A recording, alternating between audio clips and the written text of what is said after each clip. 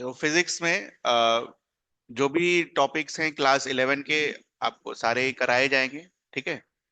और एक चीज ध्यान रखना है कि अ, ऐसा नहीं है कि यहाँ से मेहनत करके नहीं हो सकता, लेकिन वही है कि मैं जो बोलूंगा अगर आप उतना कर लोगे तो इट विल बी डन। फिर तो दुनिया के किसी भी कोने में आप बैठे हो, आप उसी लेवल पर होगे जहां पर बाहर के लोग होते हैं। तो मैं इसलिए बोलता हूँ कि यहाँ से सिलेक्शन नहीं होगा, बिकॉज जितना मैं बोलूंगा उतना करते नहीं है बच्चे। तो जितना अगर मैंने बोला उतना अगर आपने कर लिया, it will be more than enough. ठीक है, उतना कोई करके जाएगा नहीं 2 साल में। तो, तो मैंने जैसे पढ़ा था, ठीक है, जो एक पढ़ने का तरीका होना चाहिए, आजकल तो पढ़ने का तरीका भी चेंज कर दिया गया है ना। मैंने कैसे पढ़ा था, हमें जब पढ़ाया जाता था तो फिजिक्स और केमिस्ट्री एक दिन होता था। ठीक है। ऑलमोस्ट 2.25 घंटे का क्लास, 1 घंटा 15 मिनट, 15 मिनट वही बहसबाजी में जाता था। मान के चलो 1 1 घंटे का क्लास होता था। जैसे मान लो मंडे को हुआ, फिर ट्यूसडे को मैथ्स का क्लास एक, हाँ, ये 1.5 घंटे का क्लास होता था। फिर अगले दिन फिजिक्स केमिस्ट्री, फिर अगले दिन मैथ्स, फिर फिजिक्स केमिस्ट्री, फिर अगले दिन मैथ्स। ठीक है। तो मेरा ऐसे क्लास चलता था। और मान के चलो अगर ढंग से पढ़ा जाए, आराम से इसमें सिलेबस कंप्लीट होता है, बिना दिमाग पर प्रेशर डाले हुए। ठीक है। तो मेरे हिसाब से हमें भी ऐसे ही करना चाहिए। मैंने जैसे पढ़ा है मैं वैसे ही पढ़ाऊंगा, मैं क्या करूँ। तो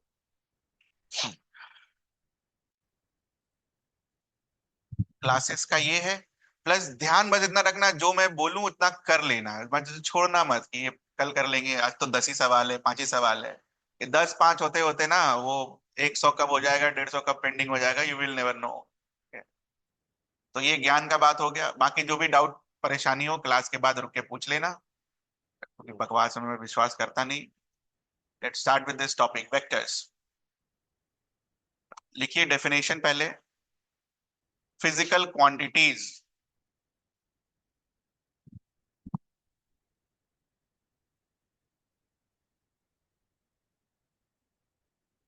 So, what are physical quantities? Anything that can be measured is called physical quantities.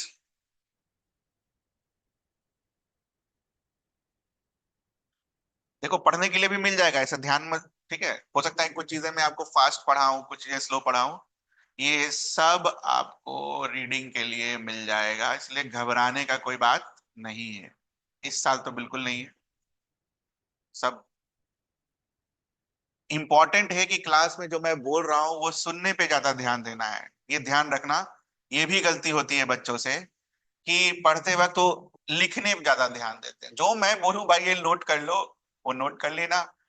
मेरे बोलने पर ज्यादा ध्यान देना कि इसने क्या बोला, ये कैसे आया, समझने पर। ठीक है, क्योंकि जो भी मैं बोलूंगा वो तो लिखा हुआ मिल ही जाएगा ना आपको। और जिसमें मुझे लगेगा कि नहीं आप नहीं कर पाओगे, उसमें मैं लिखवा दूंगा। आप इस चीज का ध्यान रखना।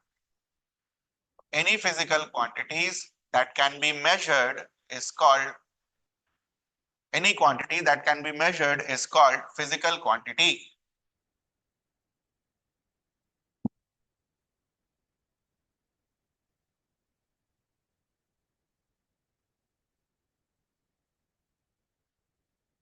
Any quantity that can be measured is called physical quantity.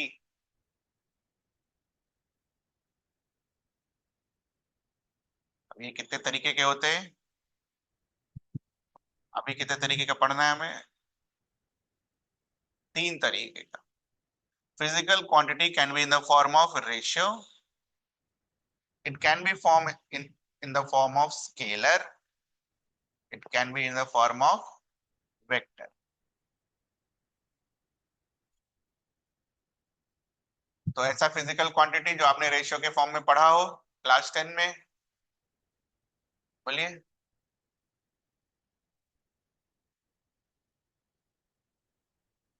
Ratio के फॉर्म में जो आपने कोई फिजिकल क्वांटिटी पढ़ा हो, रेशियो। तो फिजिकल क्वांटिटी को हम क्या बुलाते थे? रिफ्रैक्टिव इंडेक्स, याद है? Velocity of the light in vacuum divided by velocity of the light in medium. तो that was ratio. Distance upon time को रेशियो नहीं बोलेंगे, क्योंकि वो दोनों अलग अलग क्वांटिटीज हैं। रेशियो क्या होता है? सेम क्वांटिटी का आपको न्यूमरेटर और डिनोमिनेटर होगा, तो ये डिफरेंस होता है। Okay.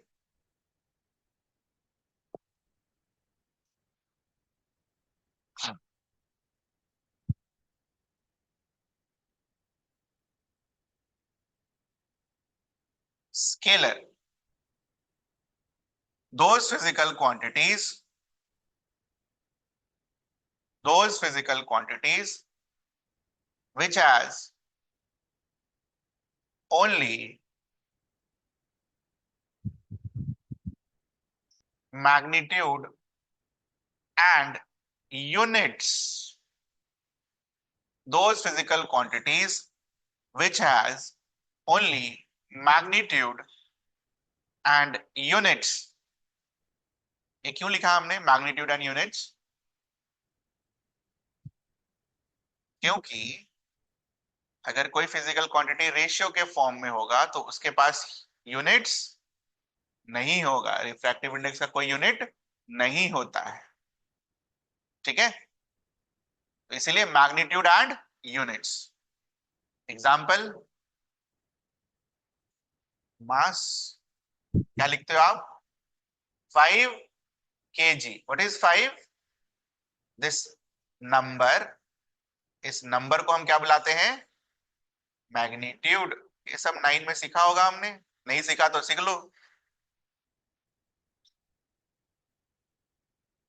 And what is this? Unit. Scalar will have only magnitude and units.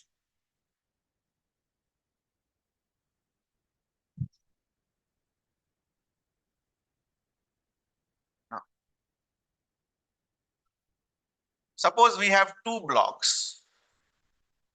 एक 2 किलो का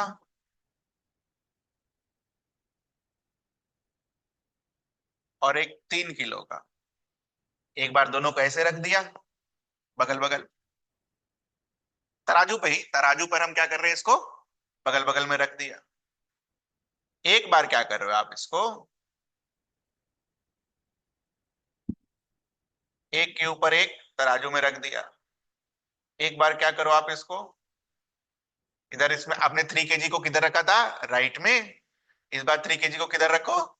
लेफ्ट में। हर बार तराजू में वजन कितना आएगा? 5। ठीक है, हर बार तराजू में वजन कितना आएगा? 5। तो यहां से हम क्या नोट कर सकते हैं कि स्केलर में अगर आप चीजों को ऐड करते हो तो उसका डायरेक्शन मैटर नहीं करता है, आप कैसे भी रख दो, आंसर क्या आएगा? 5। ये समझ में आता है आपको? इस एग्जाम्पल से हम क्या कंक्लूड करते हैं? In scalar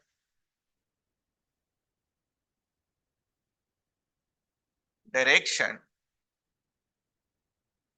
does not matter. हो सकता है ना, घर में कोई पढ़ा लिखा आदमी आ जाता है और आपसे कुछ सवाल पूछने लगता है, अरे भाई किलो को स्केलर क्यों बोलेंगे हम, बताओ, एक्सप्लेन करो। ले, हमें तो बस खाली इतना याद रहता है कि मास जो होता है वो स्केलर होता है। क्यों होता है स्केलर, कर लोगे आप तो समझा दोगे अच्छे से। कैसे भी रख लो, उसको आप ऐड कर सकते हो, हमेशा आंसर क्या आएगा? सेम। उसके बाद भी नहीं माने, उससे पाई का वैल्यू पूछ लेना। What is the value of pi, अपने आप चुप हो जाएगा।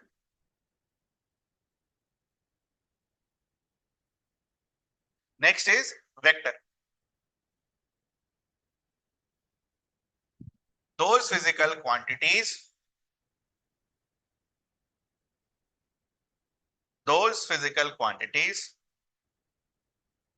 which has both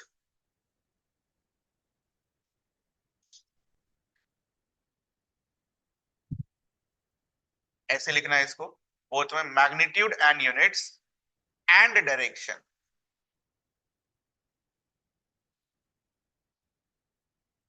which has magnitude and units and direction।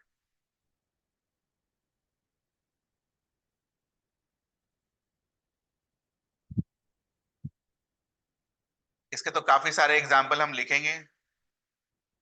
और जो हमारा जीवन तबाह करने वाला है वो क्या है? फोर्स।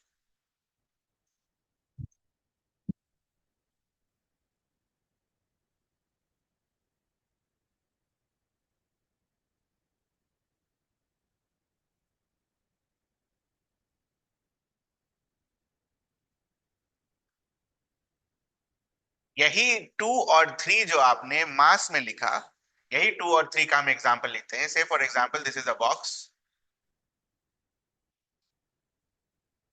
फोर्स का यूनिट क्या होता है बेटा, आपने पढ़ा? न्यूटन। अगर हम इस बॉक्स पर 2 न्यूटन का फोर्स लगाएं और उसी डायरेक्शन में 3 न्यूटन का फोर्स लगाएं, तो नेट कितना लिख सकते हो? 5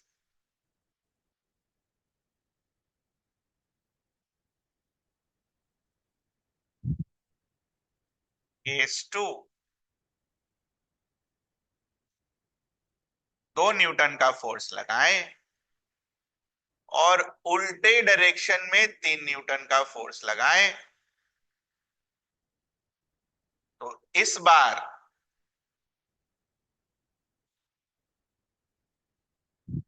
क्या आंसर आएगा? 1 न्यूटन।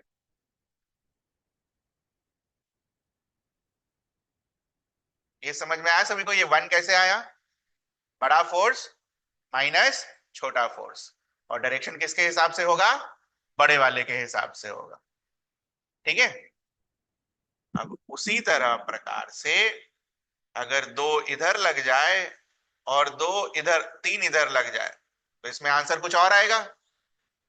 तो कहने का मतलब है कि अगर आप वेक्टर्स में डायरेक्शन चेंज कर दो, तो चीजें जो होती है एडिशन सब्ट्रैक्शन, वो क्या होगा?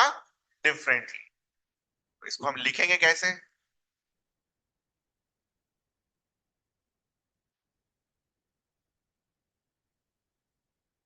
Vectors follow rule of vector addition. Vector addition अलग तरीके से होता है, वेक्टर सब्ट्रैक्शन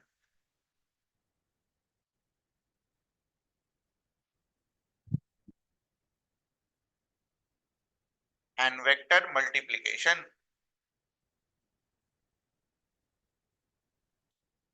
डिवीजन क्यों नहीं लिखा? हाँ, तीन ही लिखा, addition subtraction multiplication. Because vector में, से फॉर एग्जांपल अगर आप इसको ऐसे लिखते हो तो इसको कन्वर्ट कर लिया जाता है। तो it is the case of what? Multiplication ली। ठीक है। से फॉर एग्जांपल, अभी तो नहीं कराना चाहिए बट फिर भी, 3 टाइम्स ए वेक्टर को अगर हम नंबर 2 से डिवाइड कर दें, तो वेक्टर डिवीजन को आप क्या चीज में कन्वर्ट कर रहे हो? मल्टीप्लीकेशन। इसलिए मैंने 3 लिखा, नॉट वेक्टर डिवीजन। ठीक है, तो उसको हम लोग क्या लिखेंगे? 3/2 आएगा ये सवाल। अभी तो फिलहाल ये समझना है, ये समझ में आ गया हमें। अगर हमसे कल को कोई पूछ देगा कि वेक्टर और स्केलर में डिफरेंस क्या है, तो हम एग्जांपल लेकर समझा देंगे अच्छे से। एक मास का और दूसरा फोर्स का। ठीक।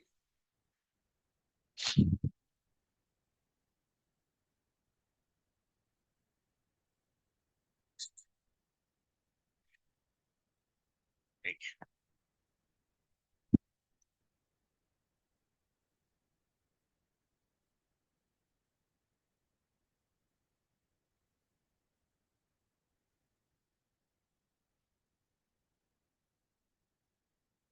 ये भी चीज आपने पढ़ी है ना?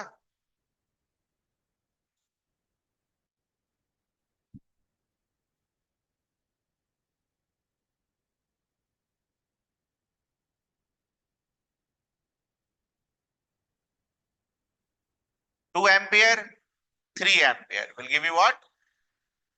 5 एम्पियर।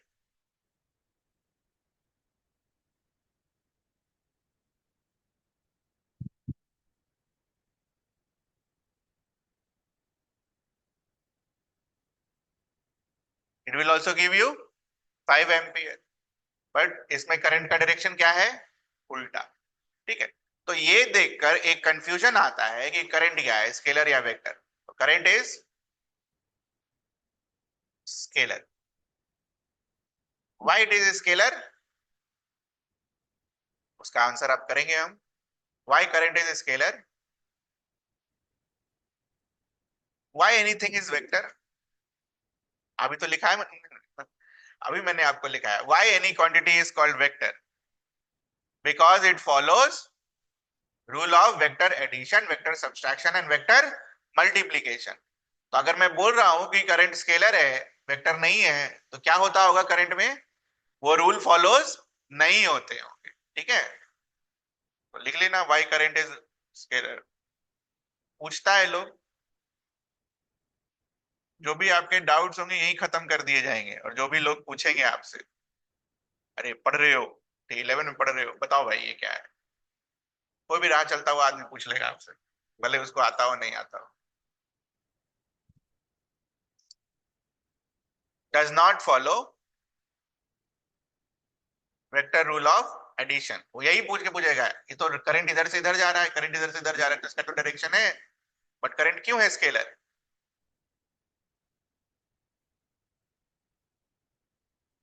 करंट को नॉर्मली हम स्केलर की तरह जोड़ देते हैं, 2 और 7 9।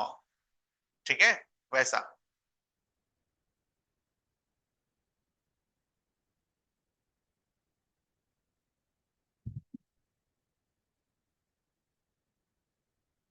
दूसरा note,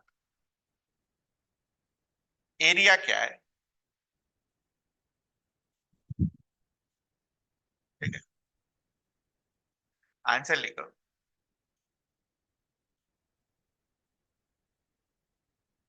depending upon situation,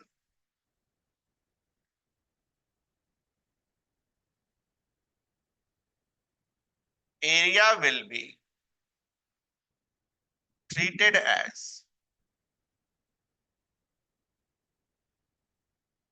either scalar और वेक्टर।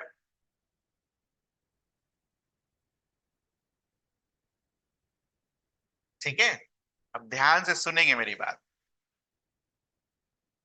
कंफ्यूजन वाली चीज है, लिखने के बाद ध्यान से सुनेंगे बात। नाउ जनरली फिजिक्स में जब आपको एरिया बोला जाता है, सिर्फ वर्ड क्या लिखा हुआ है, area, it means they are referring to scalar, pi R square, A का स्क्वायर, या L into B. Now sometimes while solving problem they give you this word area vector, this area vector word ही लिखा हुआ है, then it will treat it as vector। तो area अगर vector है तो उसका डायरेक्शन होता होगा, तो what is the direction of area vector,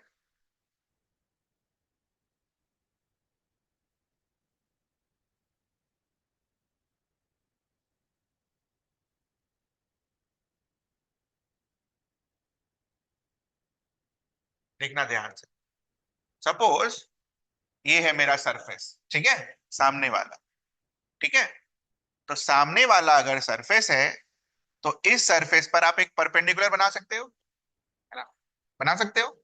कैसे कैसे परपेंडिकुलर बना सकते हो, या तो ऐसे, पेन का टिप देखना बस, या तो ऐसे टिप अंदर की तरफ, या तो टिप बाहर की तरफ। तो एरिया वेक्टर का जो डायरेक्शन होता है वो क्या होता है, परपेंडिकुलर टू द सरफेस। क्या बोलते हैं हम, परपेंडिकुलर टू द सरफेस, और उसमें भी 2 परपेंडिकुलर हैं, कैन यू सी दिस। तो कौन सा परपेंडिकुलर कब लेना है, that also depends on question.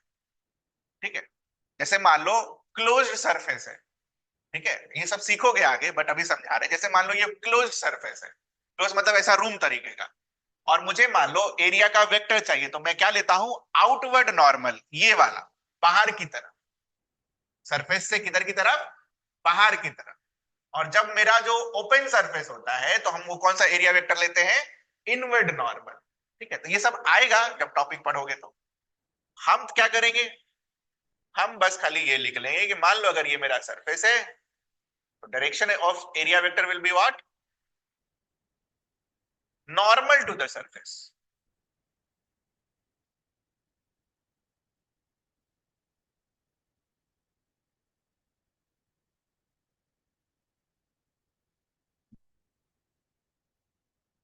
अब आउटवर्ड नॉर्मल होगा कि इनवर्ड नॉर्मल होगा, it will depend on question.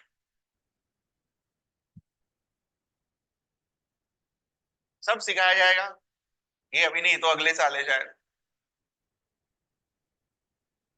इलेक्ट्रोस्टैट्स में।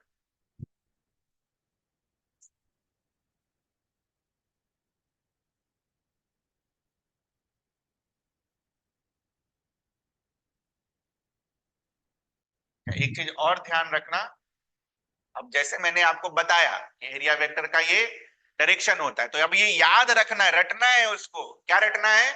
डायरेक्शन किधर आता है? Normal to the surface. और क्या रटना है उसमें? या तो आउटवर्ड नॉर्मल या तो इनवर्ड नॉर्मल। तो ये याद नहीं करोगे तो फॉर्मूला में अप्लाई नहीं कर पाओगे। जैसे मान लो केसेस बनेंगे, ठीक है, कुछ केसेस ऐसे बनेंगे जहां पर हम आउटवर्ड नॉर्मल लेते हैं, तो याद रखना होगा ना किस केस में आउटवर्ड नॉर्मल आता है, किस केस में इनवर्ड नॉर्मल आता है। वो समझ के नहीं किया जा सकता, वो कंफ्यूजन ही होगा फिर हमेशा। तो याद करके करना होता है आउटवर्ड नॉर्मल और इनवर्ड नॉर्मल।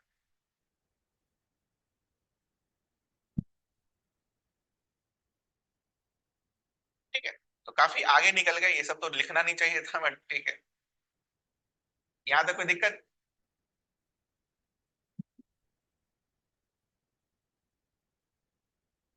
ये सब इसलिए करा दे रहे हैं ना कि ये मतलब आजू बाजू वाले लोग तो पूछ ही लेते हैं, कोई भी राह चलता हुआ आदमी आपसे पूछ ले, अच्छा वेक्टर पढ़ लिया, ये पढ़ा, यही सब चीज याद होता है।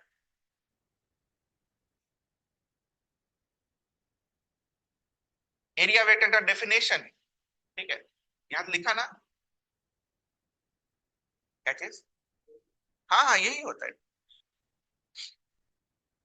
Line normal to the surface.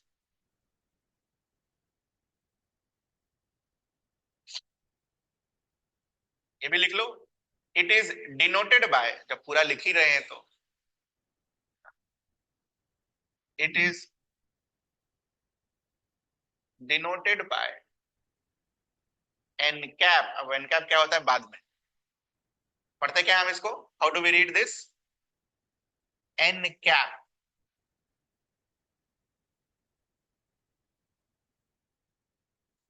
ऐसे एरो बना हुआ है एन कैप, ये N cap.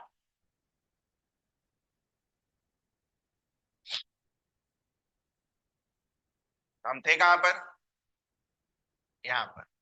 Vectors follow rule of vector addition, vector subtraction and vector multiplication. ठीक है, अगला पॉइंट लिखो।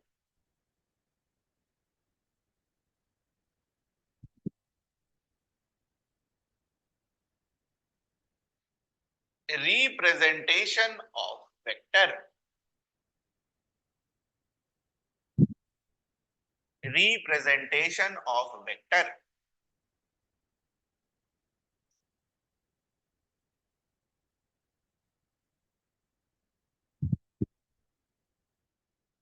it is either denoted by bold line,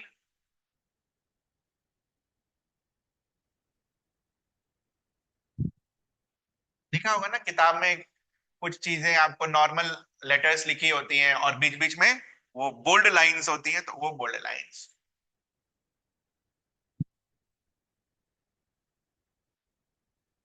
और नॉर्मल लाइन और उसके ऊपर एरो।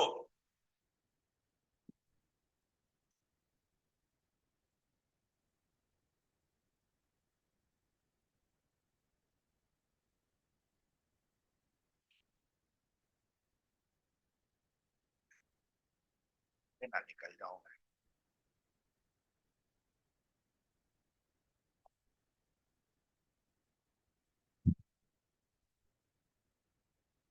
तो इस रिप्रेजेंटेशन को हम क्या बुलाते हैं?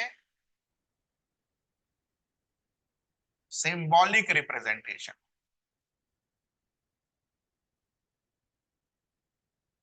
इस रिप्रेजेंटेशन को हम क्या बुलाते हैं?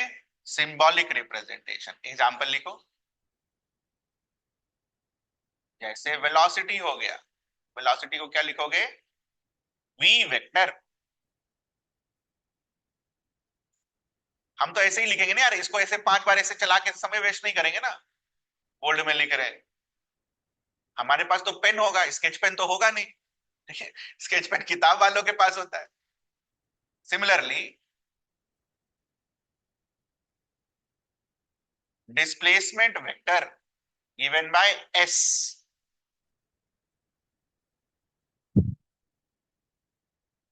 फोर्स हम सबको पता है एफ के ऊपर।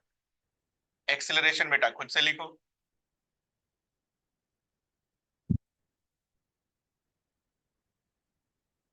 हाँ, पी।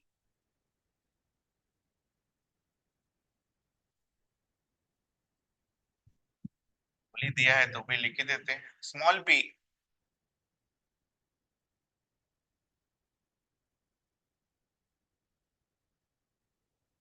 मोमेंटम को ऐसे भी लिखते हैं हम।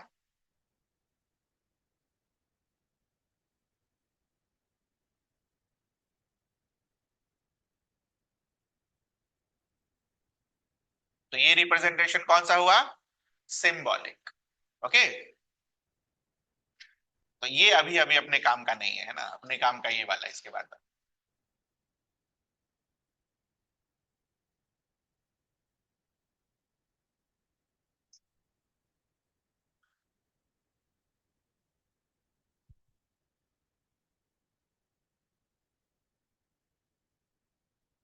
Geometrical representation.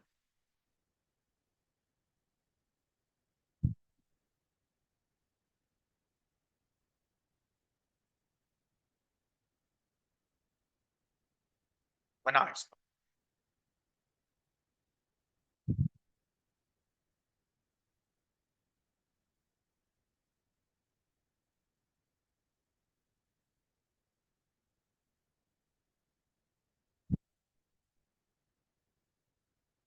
This is called tail of vector. ये सब यूज होगा अभी।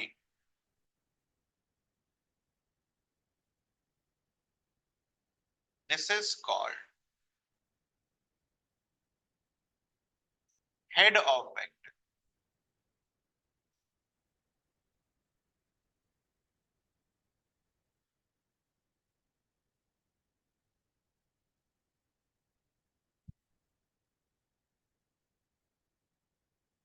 ये वेक्टर नहीं बनाया मैंने, ये ग्रीन लाइन से। ये याद है, ये जो हम लाइन खींचते थे तो यहाँ ड्रॉ करते थे कि यहाँ से यहाँ की दूरी क्या होगी, यहाँ से यहाँ की दूरी क्या होगी। तो ये जो ग्रीन वाली लाइन मैंने बनाई है, ये रिप्रेजेंट क्या करता है? ये ब्लू वाली लाइन का लेंथ रिप्रेजेंट करता है। मान लो 3 4 5, क्या है वो लेंथ? दिस लेंथ डिनोट्स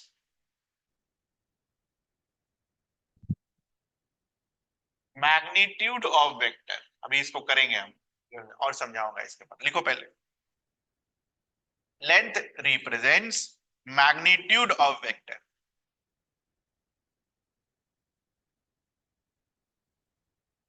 पहले एग्जाम्पल 1, काम की चीज ये है।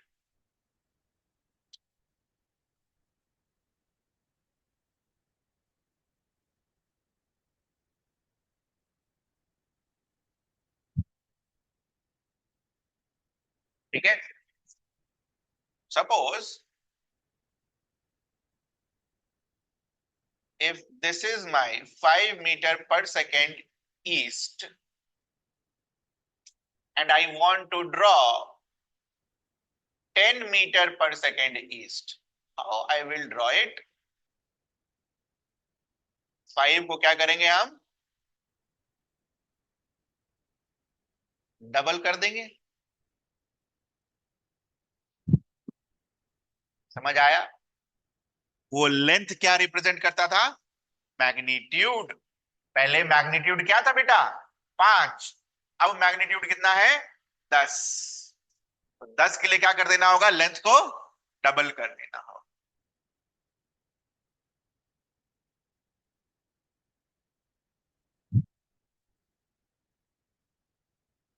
उसी एग्जाम्पल में हो गया।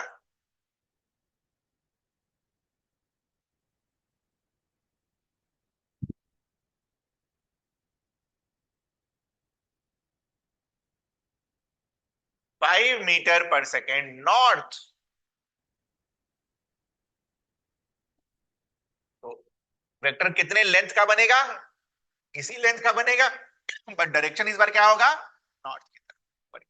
डायरेक्शन तो पता है ना हमें, ये होता है ईस्ट, ये होता है वेस्ट, ये होता है नॉर्थ, ये होता है साउथ।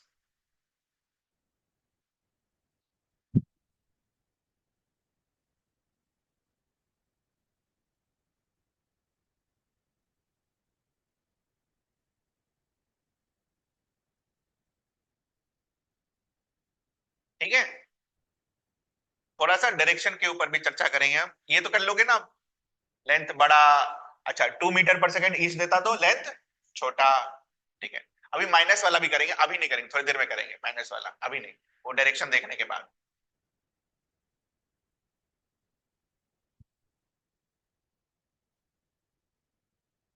थोड़ा सा डायरेक्शन के ऊपर चर्चा होनी चाहिए, एग्जाम्पल से ही हम समझेंगे।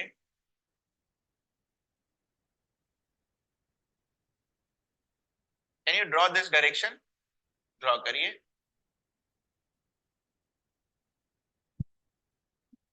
30 डिग्री ईस्ट ऑफ नॉर्थ।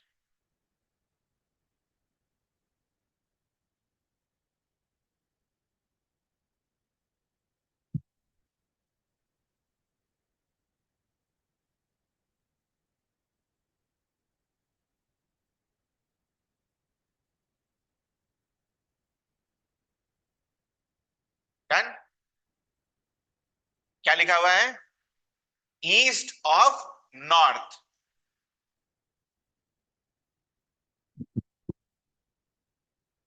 ये तो मेरा नॉर्थ हुआ, नॉर्थ से इधर जाना है ईस्ट की तरफ, और कितना डिग्री? 30 डिग्री, तो ईस्ट की तरफ जाओगे तो इधर मुड़ोगे। ये आया आपका आंसर।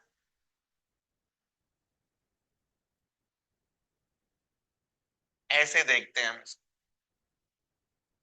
पहले ये बनेगा, ये बनाने के बाद you have to move towards this.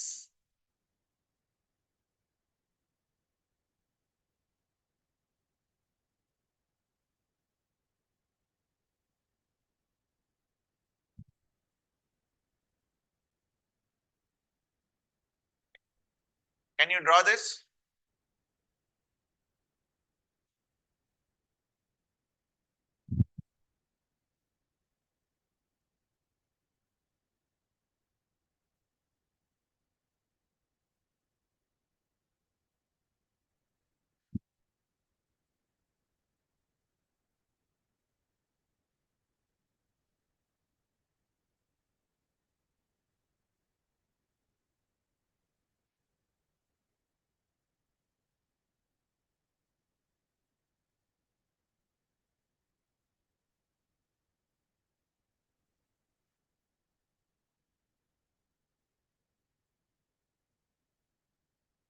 पहले ये बनेगा, और किधर जाना है? नॉर्थ की तरफ, तो नॉर्थ किधर बेटा? ऐसे मूव करेंगे, कितना मूव करेंगे? 60 degree. Are they same, these two directions?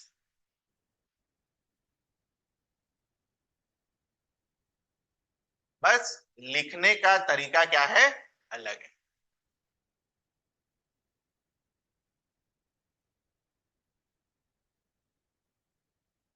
ये एरो मेरे हिसाब से ही बनाना। 30 डिग्री किधर मूव कर रहे हो? ईस्ट की तरफ, तो एरो ईस्ट की तरफ। 60 डिग्री किधर मूव कर रहे हो? नॉर्थ की तरफ, तो एरो किधर?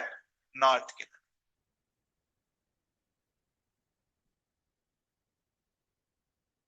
हर चीज का पर्पस है, तो इसको, है ना, ध्यान रखना, इसको ध्यान रखना।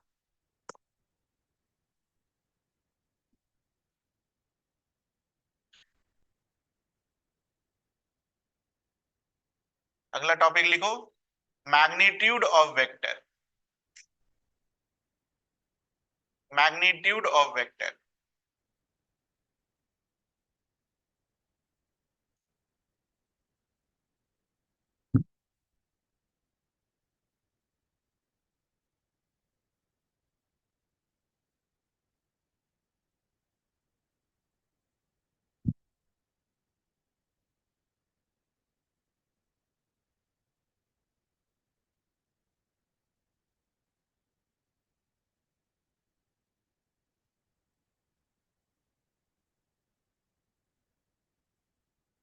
से for example,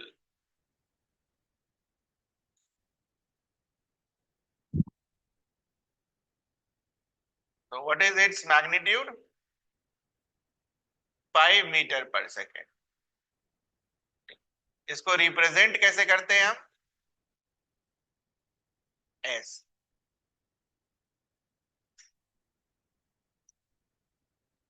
how it is read? Mod of, क्योंकि वेलोसिटी वेक्टर है तो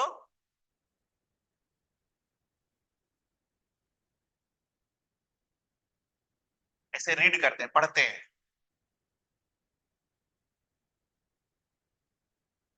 मॉड ऑफ वेलोसिटी वेक्टर। तो मॉड ऑफ वेलोसिटी वेक्टर का क्या मतलब हो गया कि क्वेश्चन आपसे क्या पूछना चाह रहा है?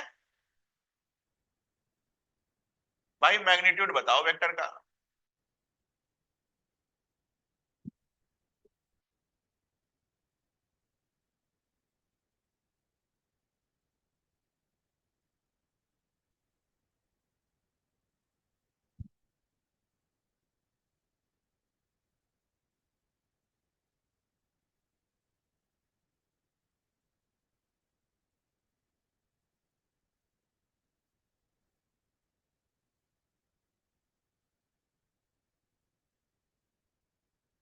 Types of vector.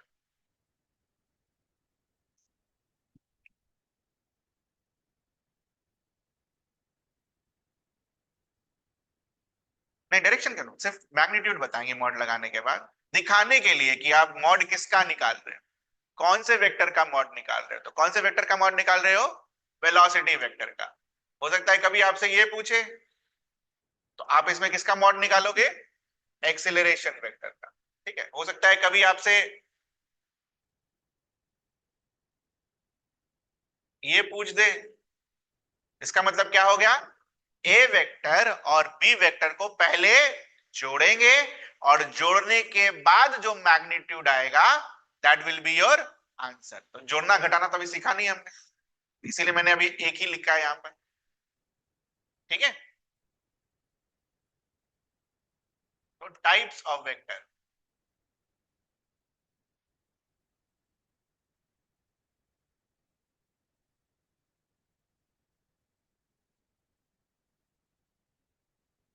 पहला होता है यूनिट वेक्टर।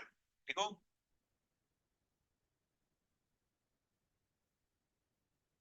यूनिट वेक्टर क्या होता है? Unit vector, it is a vector of unit magnitude. Unit मतलब 1। It is a vector of unit magnitude.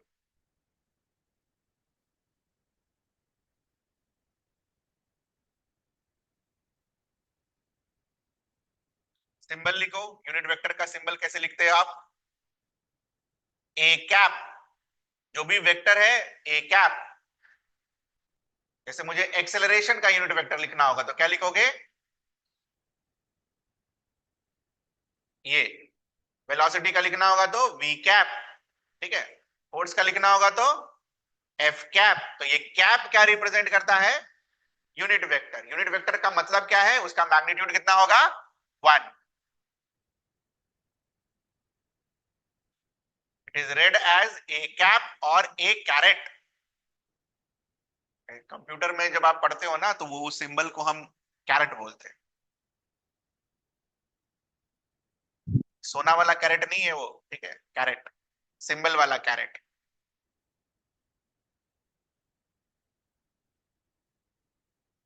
ठीक है, इसी में कुछ एक्स्ट्रा चीजें।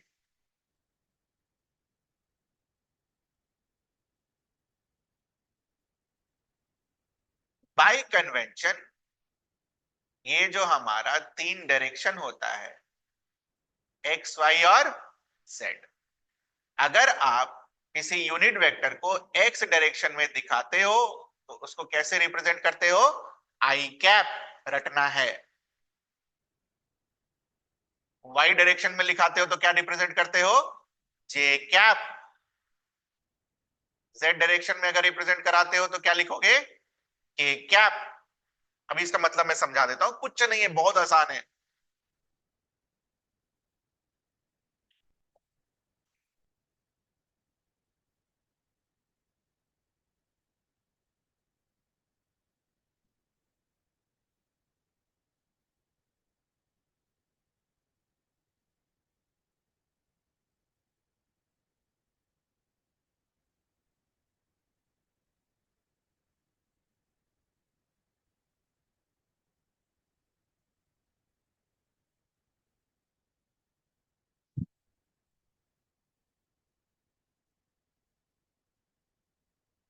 डेफिनेशन छूट गया तो लिख ले,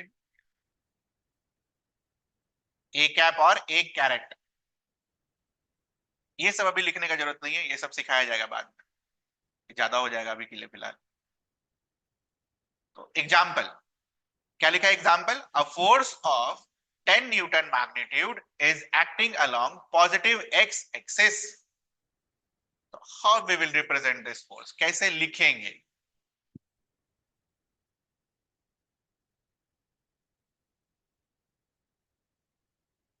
मैग्नीट्यूड विल बी 10, किसके अलोंग एक्ट कर रहा है बेटा?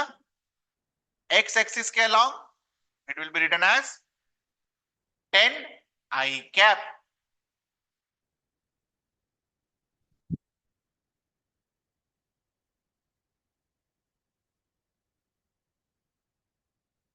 Can you do it for y axis and similarly for z axis?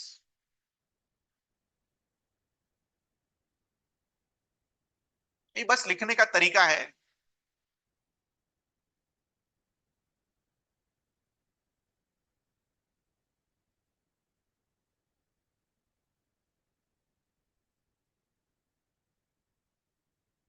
याद करना है, ये ऐसे लिखते हैं।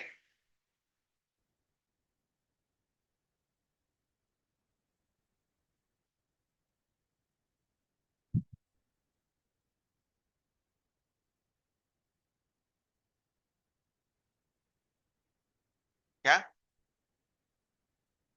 वही कोऑर्डिनेट ज्योमेट्री वाला ही एक्सेस है, बट अभी उसमें नहीं जा रहे हैं हम।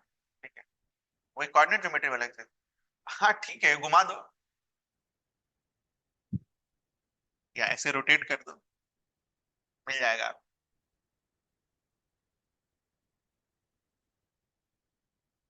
हाँ, आपको ये वाला चाहिए तो यही वाला बना लो।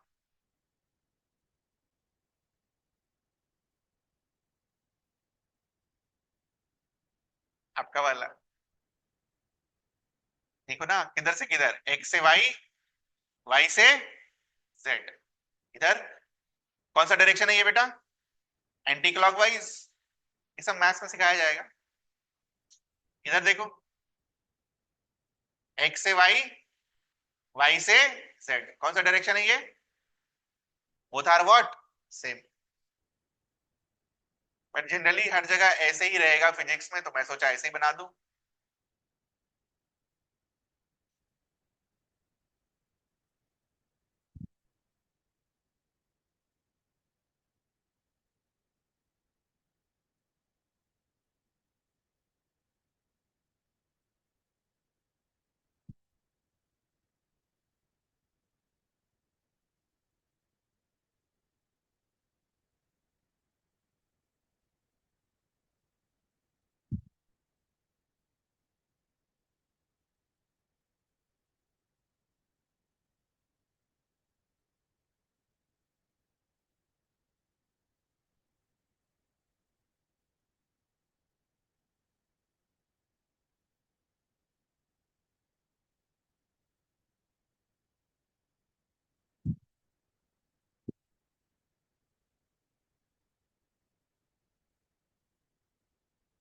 ये सब नहीं पढ़ाया जाता है, ठीक है, ये अंडरस्टूड होता है कि आपको पता होना चाहिए। और अगर पढ़ाएगा भी तो तुम फट से निकल जाएगा पढ़ा के, अरे ऐसे होता है।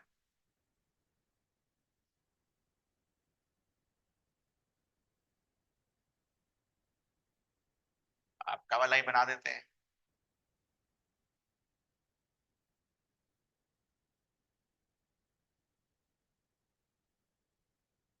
बनाया आपने 3 आई कैप ऐसा?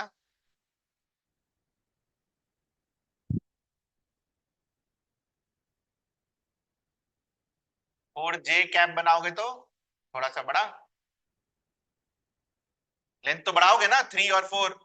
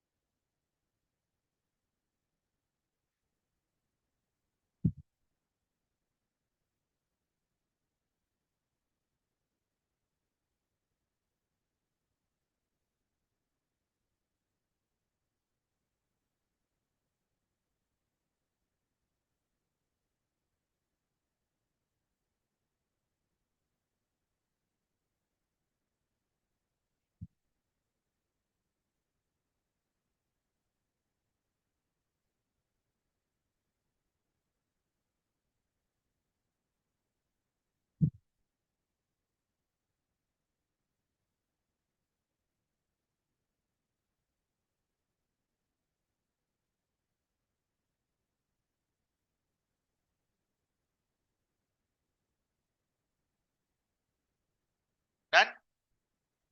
व्हाट इज द कंसेप्ट, क्या सीखा हमने उतनी देर से? किसी भी वेक्टर को रिप्रेजेंट करना हो तो उसका मैग्नीट्यूड चाहिए और उसका डायरेक्शन चाहिए। इसमें तो कोई दिक्कत नहीं हुआ होगा। डायरेक्शन क्या है?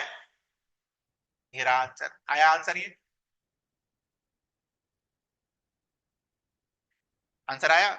डायरेक्शन ये दिया ना मैंने आपको, अलोंग बी कैप। अरे कोई जरूरी है हमेशा डायरेक्शन आई और जे ही रहे? ये भी तो डायरेक्शन हो सकता है, ये भी तो डायरेक्शन हो सकता है, ये भी तो डायरेक्शन हो सकता है कि नहीं हो सकता? तो किसी भी वेक्टर को रिप्रेजेंट करने के लिए उसका मैग्नीट्यूड चाहिए और डायरेक्शन का यूनिट वेक्टर चाहिए होता है, ताकि आप उस वेक्टर को क्या कर सको, रिप्रेजेंट कर सको। तो मान लो अगर यूनिट वेक्टर यहां पर सी वेक्टर होता तो क्या होता आंसर?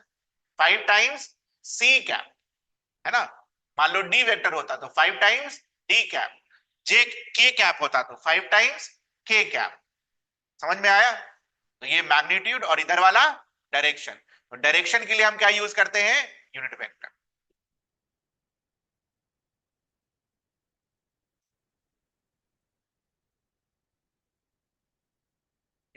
फिर काफी आगे निकल गए, वापस पीछे आते। ये सब फिर दोबारा भी होगा। अगला लिखो टाइप्स ऑफ वेक्टर में, जीरो वेक्टर। जीरो वेक्टर का दूसरा नाम क्या है? Null vector.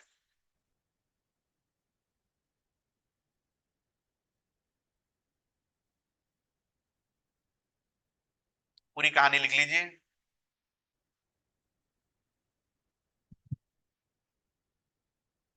जीरो मैग्नीट्यूड,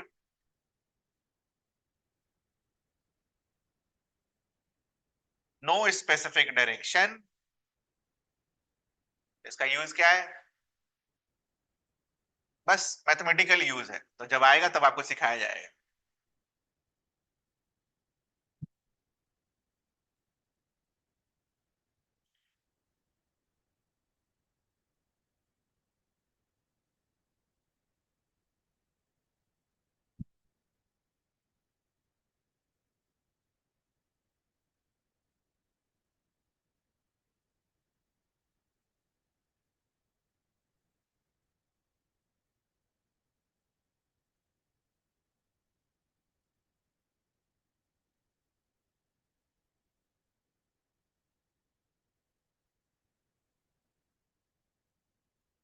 देखो ये सब डेफिनेशन याद रखना है बेटा। ठीक है, इफ दे से मान लो कोई प्रॉब्लम सॉल्व आप कर रहे हो, वहां पर लिखा हुआ है कि force is a unit vector, तो अपने दिमाग में क्या चलेगा? आपने यूनिट वेक्टर के बारे में क्या रटा है? उसका मैग्नीट्यूड क्या होता है? 1। कोई लिख के नहीं देगा ये आपको कि यूनिट वेक्टर का मैग्नीट्यूड 1 होता है, ये आपको याद करना है। बात समझ में आ रही है? क्वेश्चन में अगर लिख दिया कि ये C vector is a unit vector, तो हम क्या लिखेंगे उसको? Magnitude of C vector is equal to what? 1।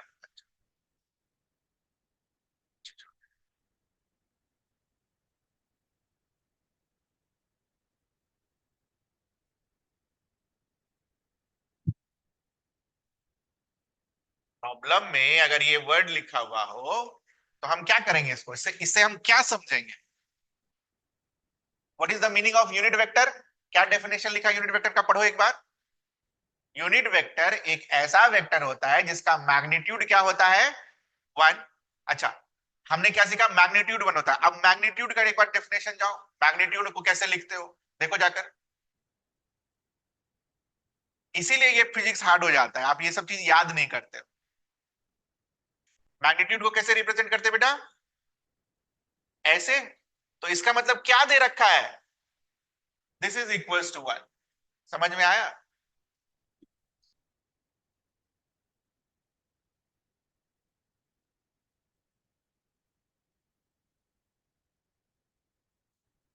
ये 1 क्यों लिख पाए? Because of this. और हमने मॉड क्यों लगाया?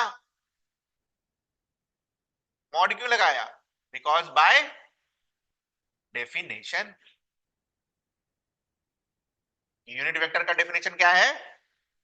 Magnitude of the vector should be what? 1। तो ये यही चीज गड़बड़ होता है, यही चीज गड़बड़ होती है। अब लिख के दे दिया है वहां पर यूनिट वेक्टर, अब आप इक्वेशन लिख ही नहीं पा रहे कि मेरे को ये दे रखा है।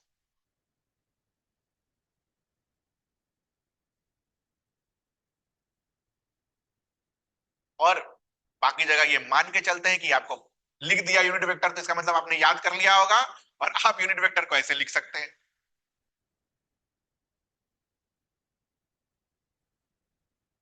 ठीक है, तो मैग्नीट्यूड वाइज ऐसे रिप्रेजेंट करेंगे, और डायरेक्शन वाइज कैसे रिप्रेजेंट करेंगे? C cap.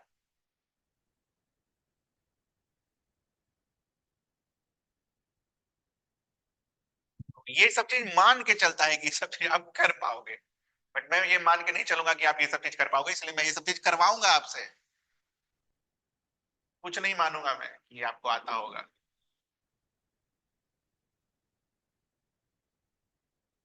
चलो वापस से आ जाते हैं। जीरो और नल वेक्टर लिख लिया आपने। Zero magnitude, no specific direction, और यूज इसका क्या होता है? बस और बस मैथमेटिकल इंपॉर्टेंस का। छूट जाए तो कोई बात नहीं, पीडीएफ आपको मिल जाएगा, जब टेंशन नहीं लेने का उसके लिए। Third is equal vector.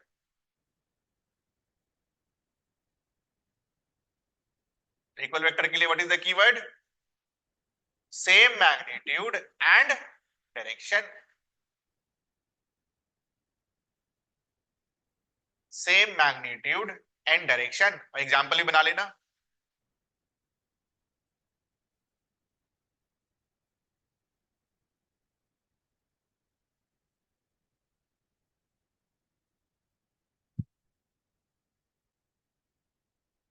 कैसे पता चला कि दोनों का मैग्नीट्यूड और डायरेक्शन सेम है? ए और बी का बोलो बेटा। लेंथ सेम है तो मैग्नीट्यूड सेम है, और एरो का दिशा हमें क्या बताता है? डायरेक्शन। तो दोनों का डायरेक्शन भी सेम है।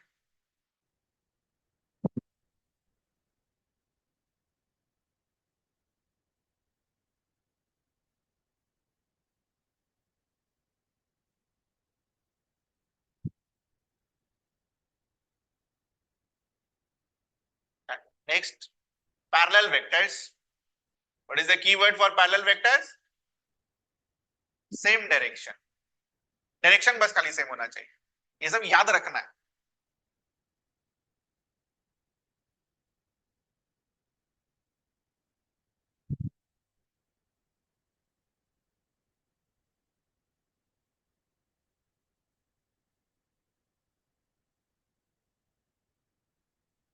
है क्या?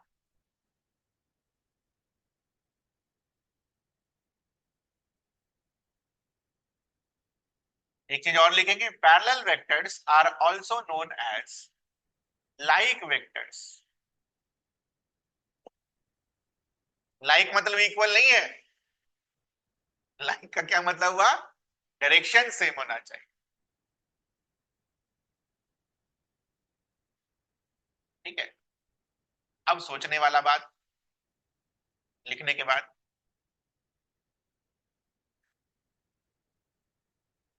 नोट हो गया सभी का? Can we say that all equal vectors are parallel vectors? लिखो इसको। Can we say that all equal vectors are parallel vectors?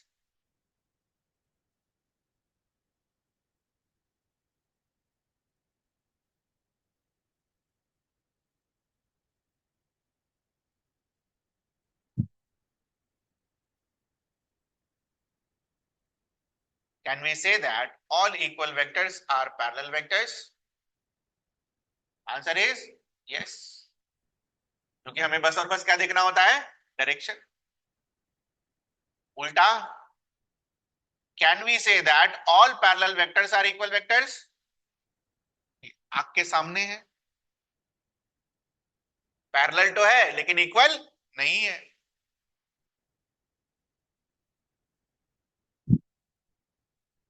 इन दोनों के बीच का डिफरेंस क्लियर हुआ आपको?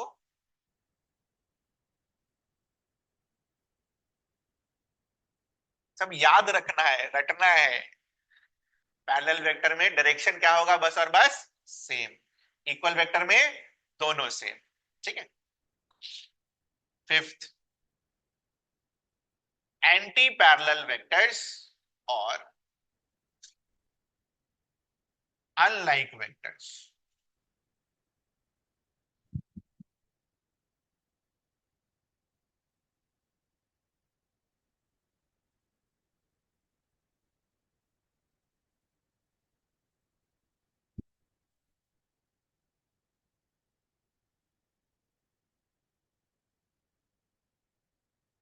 एंटी पैरेलल वेक्टर्स और unlike vectors. What is the keyword? Opposite direction. Opposite direction को angle wise क्या लिखते हैं हम? हाँ बोलो। ये मान लो अपना ए है, सीखेंगे। इसके अपोजिट बनाना है, तो ये बी बनाओगे। एंगल के टर्म्स में अपोजिट का मतलब क्या हो गया? 180 डिग्री।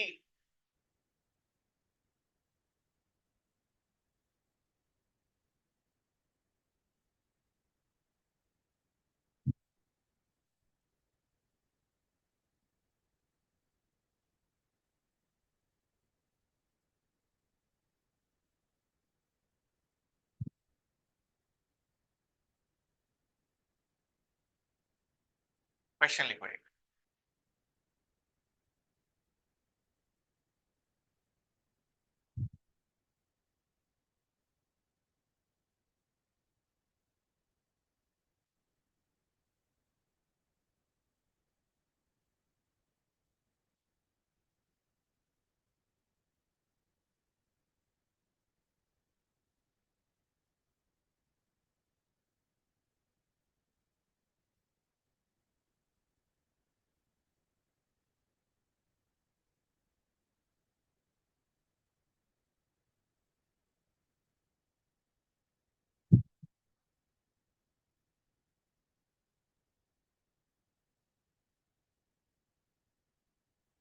एक क्वेश्चन कॉमन सेंस का है, इनमें फिजिक्स कुछ नहीं है, एकदम कॉमन सेंस का है question.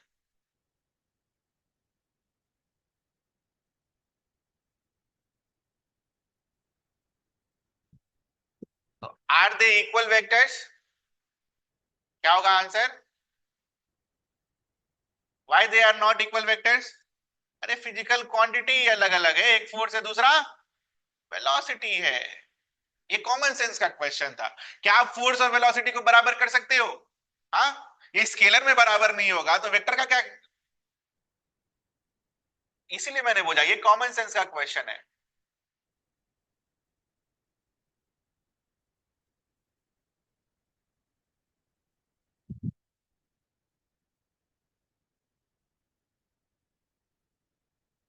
But are they parallel vectors? Yes.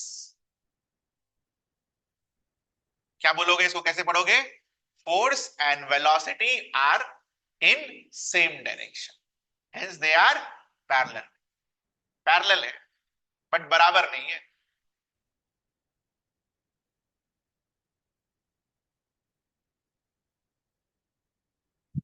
Force भी इसी डायरेक्शन में है और वेलोसिटी भी इसी डायरेक्शन में, बट बराबर नहीं है।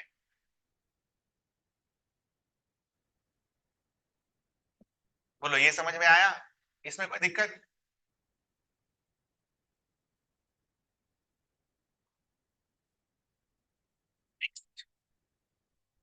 आगे, negative vector. What is the keyword? Equal magnitude but in opposite direction. अब इसको सिंबल भी खुद से बनाना है इस बार। Do it.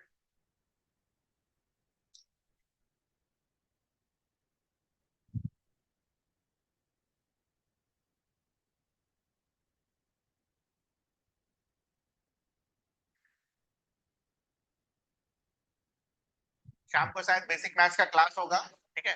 ट्रिग्नोमेट्री से शुरू करेंगे, याद ही करना है वो भी, रटना है एकदम ट्रिग्नोमेट्रिक रेशियो सारा। तो लाइव होगा, ऐप पर होगा और ऐप के थ्रू ही होगा, जैसे आप क्लास करते थे, ठीक है? जितने भी आपके क्लासेस हुए थे प्रीवियस ईयर क्वेश्चन वाले, वैसे ही होगा।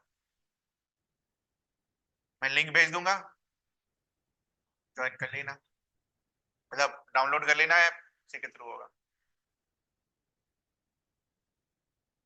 बन गया सभी का नेगेटिव वेक्टर? नेगेटिव वेक्टर कैसे बनाओगे?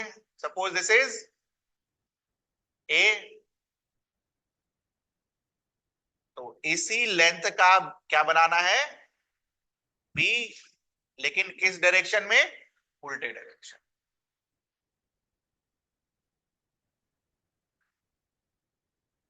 ये सब याद करने हैं, है ना?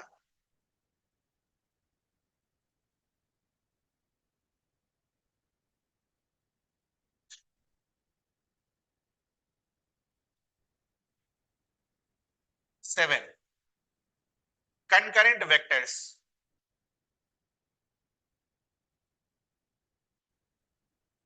सेम इनिशियल पॉइंट्स, आपको कंकरेंट का इनका भी मैथ्स होगा, फिजिक्स में रेयर यूज होगा ये वर्ड। इसका मतलब ही होता है फ्रॉम सेम पॉइंट।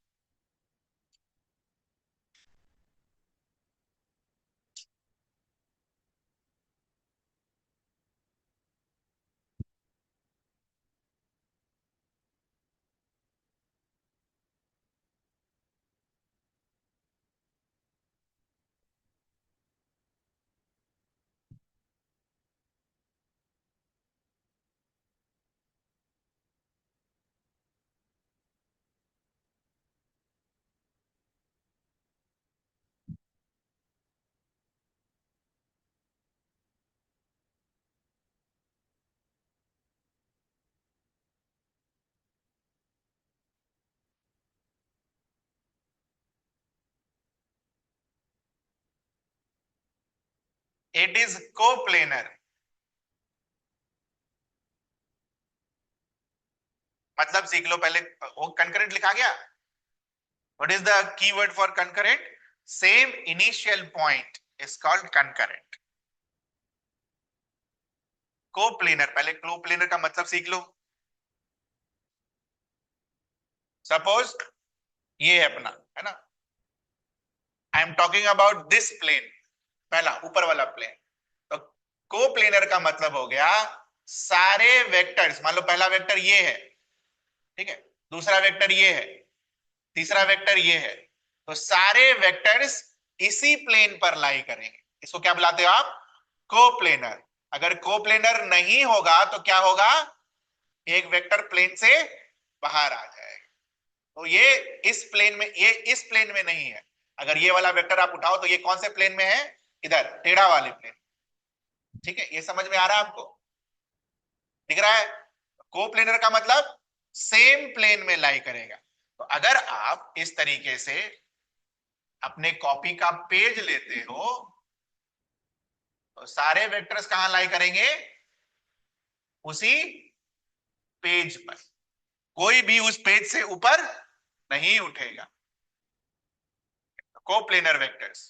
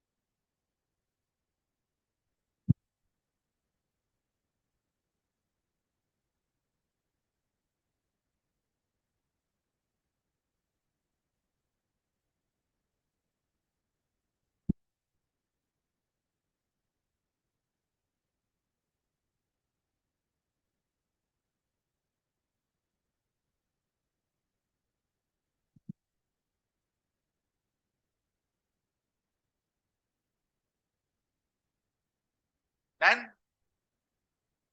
नेक्स्ट एक फिर से एक नया टर्म है ऑर्थोगोनल। आज के बाद से ऑर्थोगोनल वर्ड का मतलब मत भूलना। ऑर्थोगोनल का मतलब क्या होता है, दो चीजों के बीच में कितना एंगल, 90 डिग्री। क्या होता है, 90 डिग्री। कहीं पर भी ऑर्थोगोनल आया तो उसका मतलब दोनों के बीच का एंगल क्या होगा, 90 डिग्री। जैसे हमने ये पढ़ा ना, ये कॉनकरेंट, कॉनकरेंट का मतलब क्या हुआ, सेम पॉइंट। तो ऑर्थोगोनल का मतलब पहले हम क्या करेंगे, यहां लिख लेंगे 90 डिग्री, और उसके बाद, और ये खुद से बनाएंगे आप दो वेक्टर्स जिसके बीच का एंगल 90 डिग्री है। डायग्राम खुद से बनाया।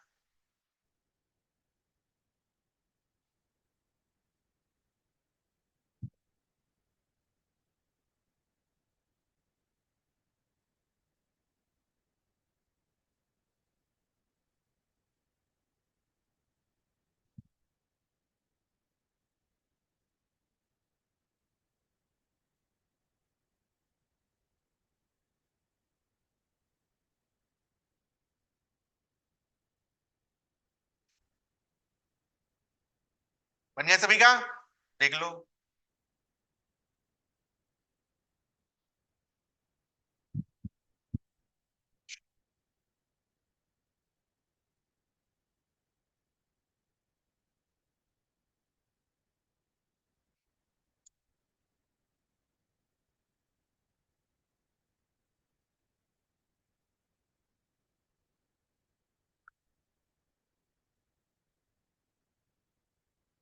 हो गया सभी का, चले आगे।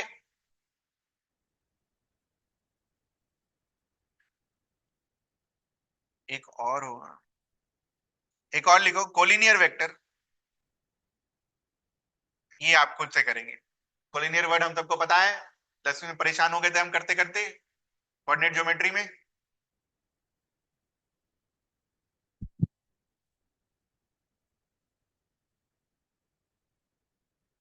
ये बुक में नहीं होगा, मतलब जो पीडीएफ भेजेंगे उसमें नहीं होगा।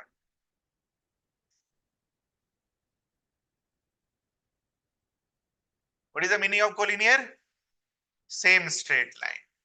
तो से for example my straight line is this, dotted बना लेते हैं। तो दो वेक्टर्स कोलिनियर कब होंगे,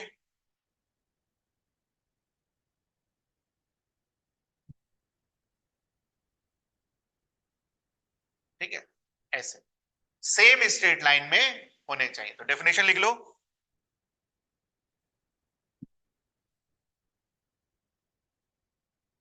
वो भी टू और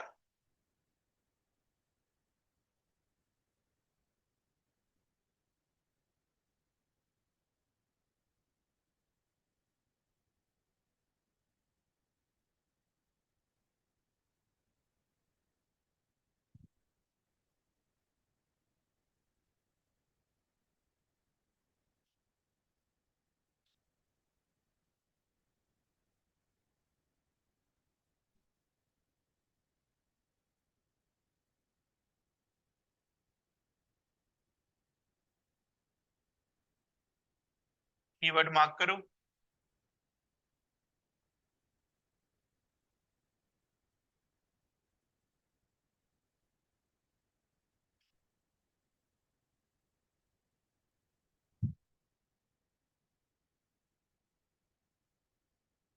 ऐसे भी लाइन भी बना लेना, तुम लोग भी लाइन बना लेना, सेम स्ट्रेट लाइन। लोग हॉरिजॉन्टल बनाते हैं, मैं टेढ़ा बना के समझा दे रहा हूँ। लाइन कैसा भी हो, कीवर्ड क्या है, लाइन स्ट्रेट होनी चाहिए, सेम स्ट्रेट लाइन। हो गया।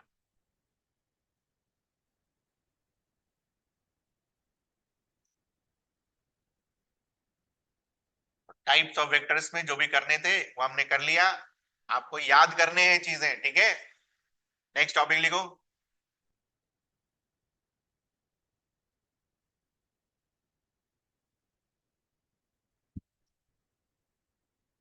मल्टीप्लीकेशन ऑफ अ वेक्टर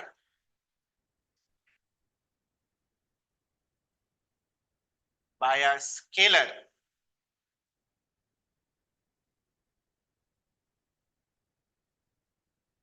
तो इसका मतलब क्या हुआ?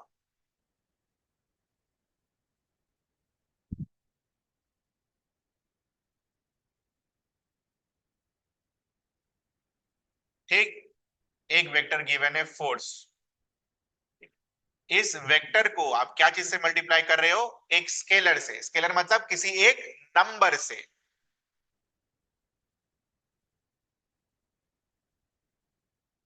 ये इसका मतलब हुआ, multiplication of a vector by a scalar, ये हुआ इसका मीनिंग।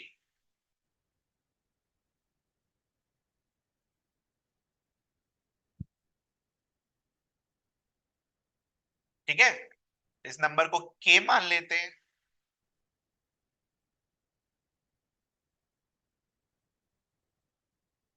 के क्यों माना वो देखेंगे हम।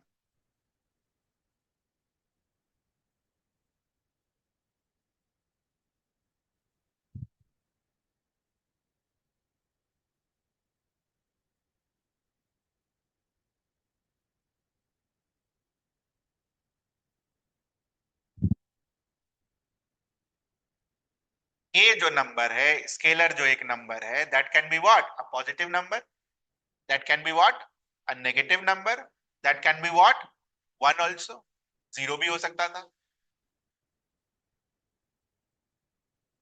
बैठ जाइए, पीछे बैठ जाइए। हाँ,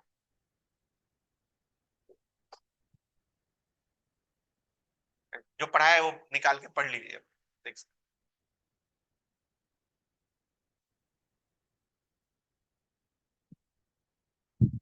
ठीक है, ध्यान से सुनेंगे फिर लिखेंगे। नाउ सपोज दिस के इज अ पॉजिटिव नंबर। ठीक है, के क्या है, पॉजिटिव नंबर। तो एफ तो आपने ये लिखा, पॉजिटिव नंबर से मल्टीप्लाई करके ये लिखोगे, तो इन दोनों में डिफरेंस क्या होगा? If f is represented by this line, 3f will be represented by what? 3 गुना उसका line, but direction will be what, same. लिखो, k अगर पॉजिटिव हुआ तो डायरेक्शन सेम होगा।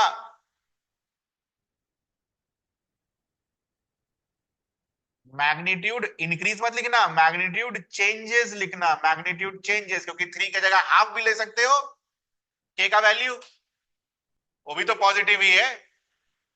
मैग्नीट्यूड चेंजेस, k अगर 3 हुआ तो बढ़ जाएगा, k अगर हाफ हुआ तो मैग्नीट्यूड घट जाएगा, लेकिन डायरेक्शन क्या रहेगा, सेम। नेगेटिव वाले का खुद से करो बेटा, एक f ले लेना और एक -3f ले लेना, तब तो आप सीखे।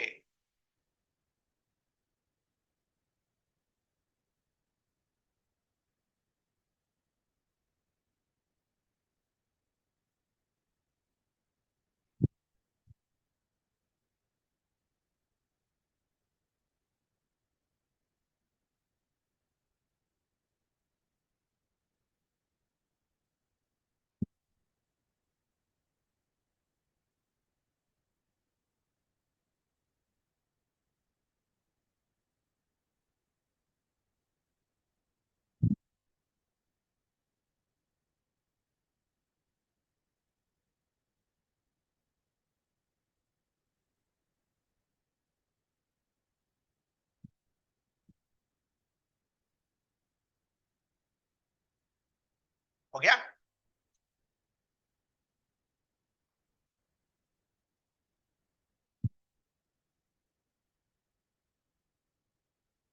-3f। ठीक है, तो -3f कैसे बनेगा?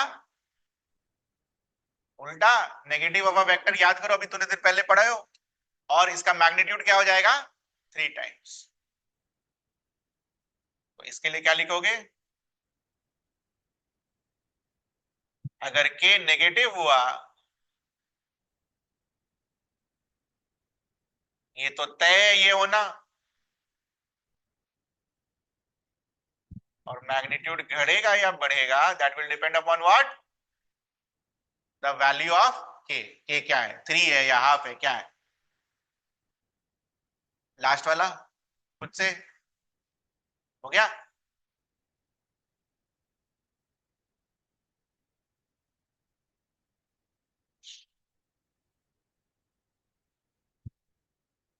तो ये जरूर लिखना 1 टाइम्स, समझने के लिए।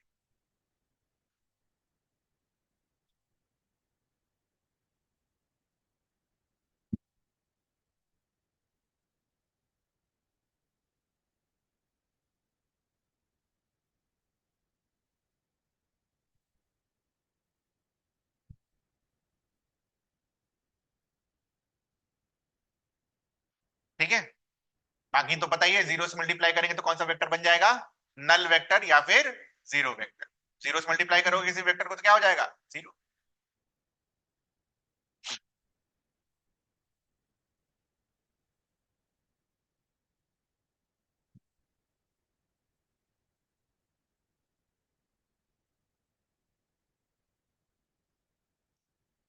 अब यहां से रटने के बाद समझने वाली चीजें चालू।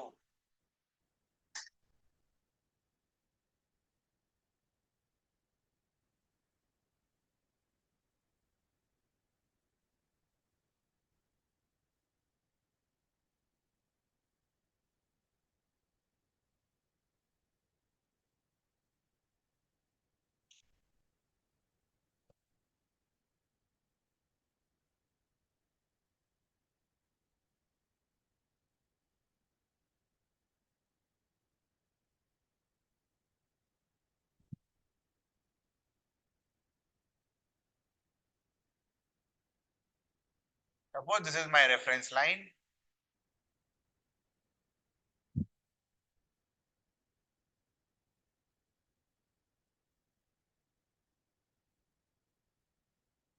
This is my vector A.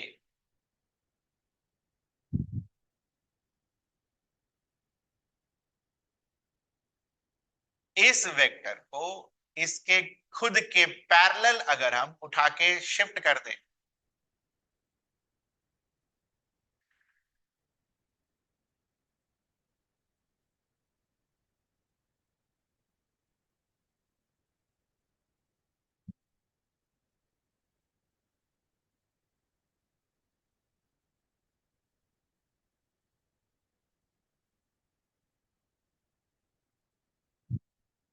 Shifting करते वक्त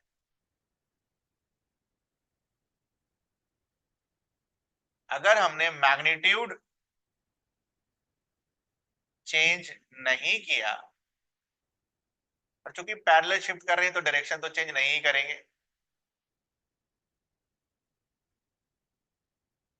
डायरेक्शन चेंज नहीं किया, तो ये दोनों वेक्टर्स आपस में क्या होंगे? इक्वल। क्या होंगे? इक्वल। कॉमन सेंस भी यही बोलता है। अगर ये एक वेक्टर है, उसके पैरेलल अगर सेम लेंथ का वेक्टर है, तो दोनों आपस में क्या होगा? Equal. This is called shifting of vector parallel to itself।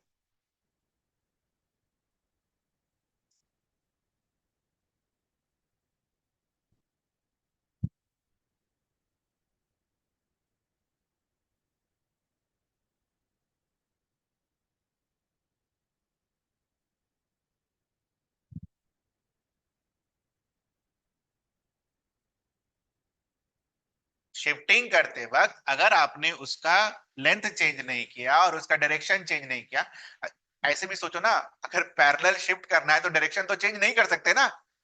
अगर पैरेलली में आगे आपने उसको घुमा दिया तो वो तो पैरेलल ही नहीं रहेगा।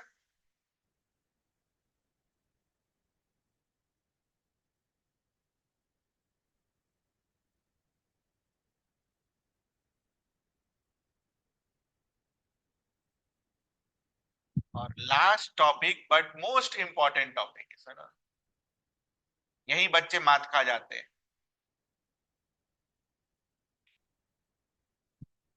वेरी इंपॉर्टेंट, लिख भी लेना।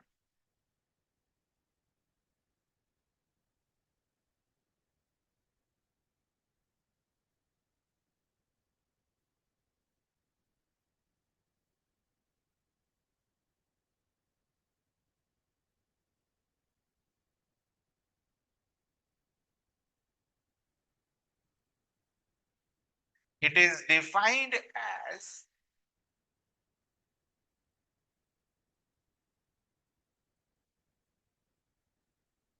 इसको अंडरलाइन करेंगे हम, रटना है ये।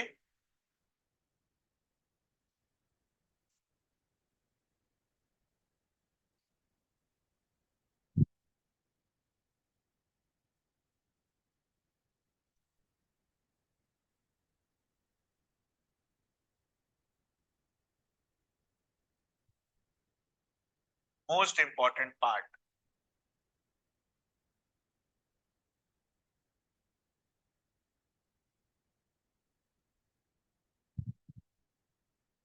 when their what coincides, tail coincides.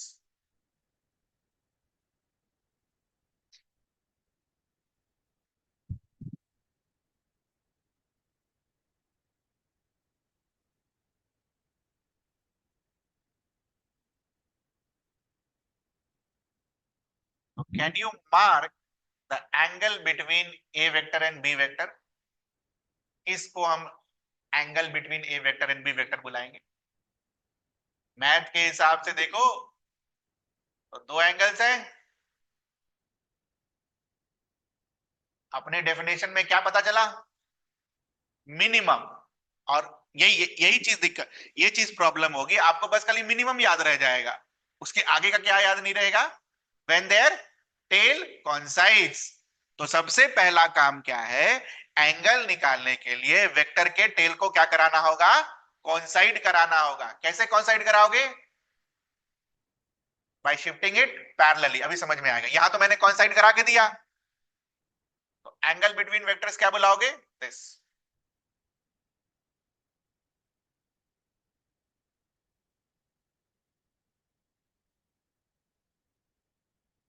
क्यों ऐसा बोल सकते हैं?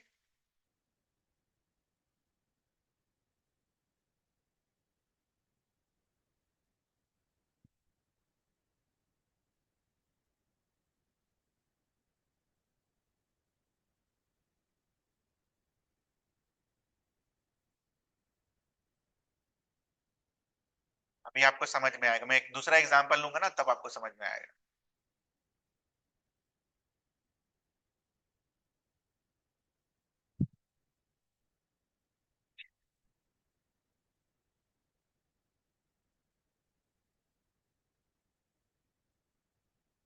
सपोज एक वेक्टर हमें ऐसा गिवन है, दूसरा वेक्टर हमें ऐसा गिवन है, और हमसे क्वेश्चन पूछा है what will be the angle between these two vectors. तो पहले एक समझ लेना, हमने क्या रटा एंगल बिटवीन टू वेक्टर्स के लिए, मिनिमम एंगल। कब? When tail coincides. यहां तो कोइंसाइड नहीं कर रहा, अब क्या किया जाए, कोइंसाइड करवाना होगा किसी तरह, तभी आप निकाल पाओगे आंसर। तो कोइंसाइड कराने के लिए इस वाले पॉइंट को यहां पहुंचा सकते हो। कैसे पहुंचाओगे? इस वाले पॉइंट को वहां कैसे पहुंचाओगे, देखो तो ध्यान देख करिए, इस वाले बाय शिफ्टिंग इट पैरेलली। दिख रहा है? दिख रहा है सभी को? इस वेक्टर को अगर आप पैरेलली शिफ्ट कर, थोड़ी देर पहले पढ़ा ना, पैरेलल शिफ्ट करने से वेक्टर चेंज नहीं होता है। तो अगर इस पूरे वेक्टर को आप पैरेलली शिफ्ट कर दो, अब देखना क्या हो गया, टेल आर वन साइडेड। ठीक है, समझ आई? इसको हम क्या करेंगे, पहला स्टेप में पैरेलली शिफ्ट करेंगे। कैसे शिफ्ट करेंगे? पैरेलली शिफ्ट करेंगे।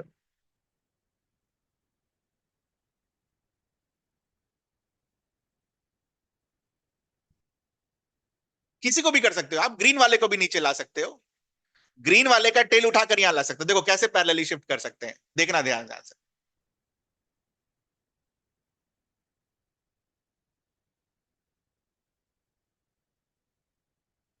ठीक,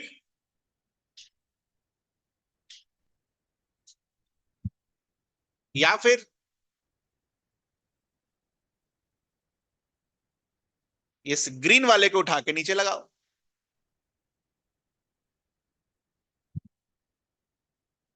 ग्रीन को भी तो पैरेलली शिफ्ट किया जा सकता है, ये उठाकर इसके टेल को। दिख रहा है? तो अब क्या मेरा बन गया डेफिनेशन? डेफिनेशन क्या बोलता है? When their tail coincides the minimum angle. तो can you see the minimum angle? क्यों बुला सकते हैं ये angle theta? Because their tails are coinciding now. ठीक है, देखिए आप क्या सीखे, सीख गए?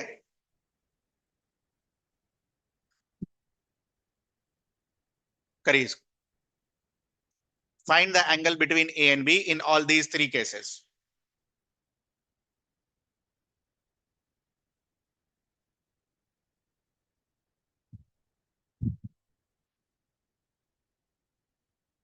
आराम से take your time and do it.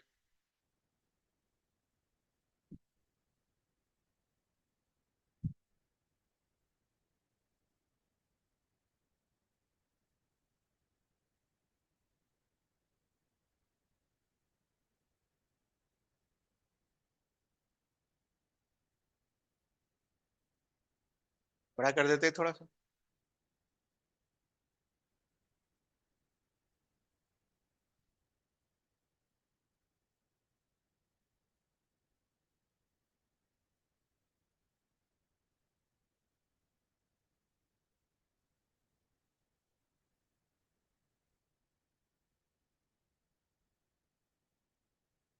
हो गया? First one is easy.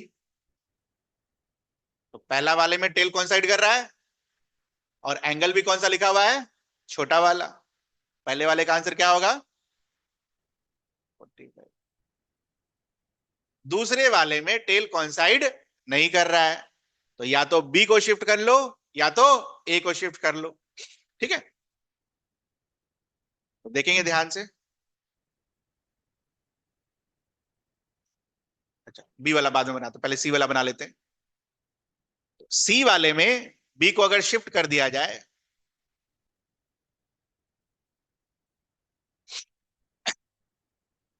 ऐसा कुछ होगा, और ये वाला एंगल कितना हो जाएगा? 180 minus 45 will give you how much?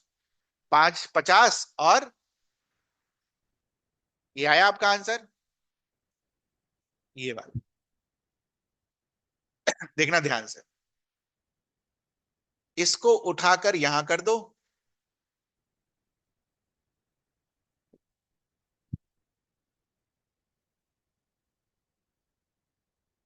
और इसको उठाकर यहां कर दो। टेल कौन साइड हो गया? तो टेल कॉन्साइड होने के बाद जो एंगल होगा that will be your answer. तो आंसर क्या होगा?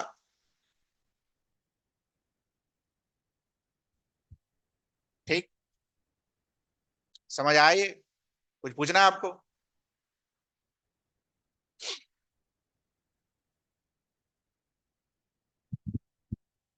ठीक है, इतना काफी है। पढ़िए इसको, रिवाइज करिए, इतना काफी है आपके लिए, जा सकते हैं आप। कुछ पूछना है किसी को?